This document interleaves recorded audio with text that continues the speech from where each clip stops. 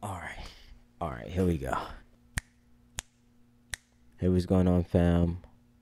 Welcome back to the channel. Um, it's been a little while.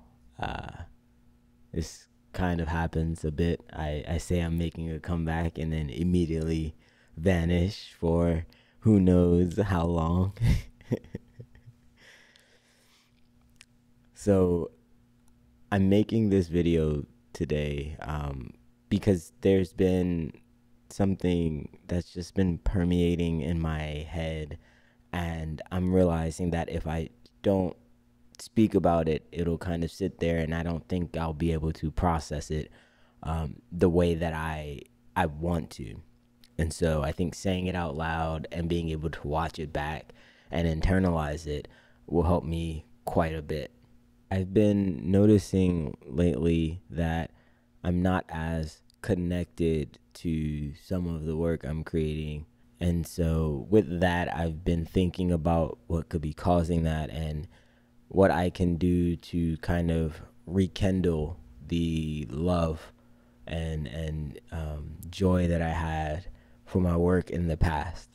What I've come to realize as I've been thinking through this is that nobody has to care about my photography. Nobody is required to care about my photography. No one has to look at it. No one has to talk to me about it. No one has to acknowledge it, because I started photography and I started creating images for personal joy. Getting swept up in what it meant to be a creator online and what it meant to, be an artist on social media was that I I wanted to have as many eyeballs on my work as possible. And in chasing that, I forgot about why I started taking photos, about how photography was an escape for me. This line of thinking had become a detriment to my creative process.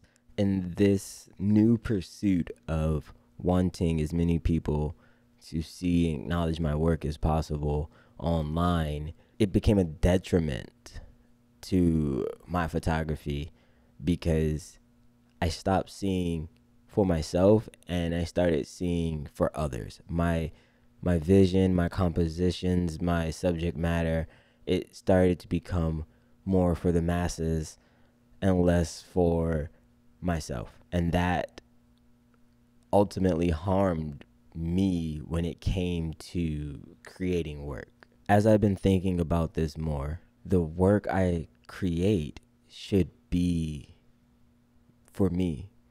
I should be called to the images I'm creating. There should be a connection or an attachment to the images that no one else needs to understand, because ultimately these are the images I want to live with. These are the images I want to be a reflection of my point of view, my perspective on life. And so if I start to make it as generic as possible so that it appeals to the broadest range of people as possible, I may start to lose what made it so personable to me. There's images that I have from the past that I look at and I immediately resonate with them. I remember what was happening. I remember why I took it. There's a jolt of excitement and energy that I feel when I go through that work. And then there's work that I look at from recent days and I realize that it's a bit of a departure because I don't have that same connection. I don't have that same level of excitement because I didn't really care about it. I didn't really pay attention to it. I didn't really do it for myself. I did it because I knew I could get people to want to see it. And it just didn't feel good to me when I was realizing that. As I was looking at them, I was just like, wow, this is a bunch of work that I don't care about. I've been going through my recent work and realizing that a lot of it doesn't resonate with me. A lot of the recent work was captured so that others would enjoy it, um, even if it was to my detriment. And this is what kind of sparked this line of thinking for me, this understanding I was trying to find out, like, why am I doing it?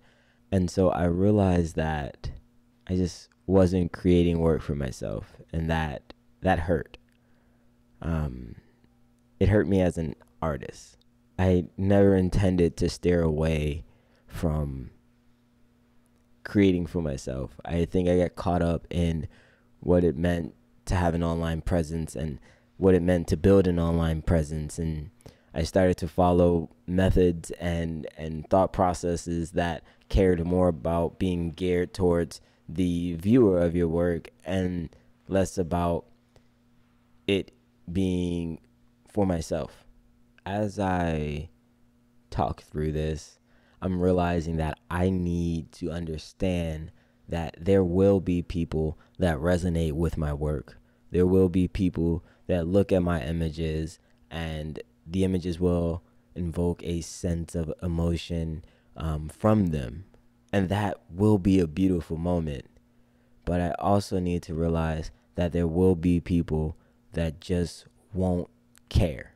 But I can't forsake my passion and joy as an artist to appeal to a broader range of people, because ultimately that just won't be sustainable for me as an artist. One of the things I want to start doing now as I go out and photograph the world is to ask myself a question every time I look through a viewfinder. Do I care about this image? Do I care about this composition? Is there a connection with what I'm seeing right now? Whether it's a beautiful landscape or just an everyday scene from my natural environment, doesn't matter to me.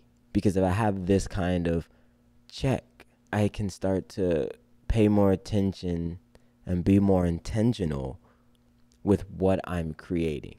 I think now more than ever, it is pertinent for me to be more cognizant of my choices when it comes to creating and my creative outlets, because I originally got into this to bring myself a sense of peace in very, very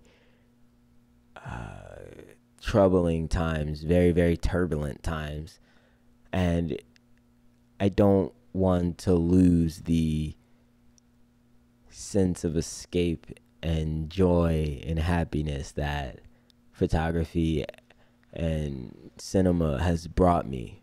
And I think talking through this now has kind of helped me to understand what I need to do to reinvigorate myself, what I need to do to be able to better chase my passions.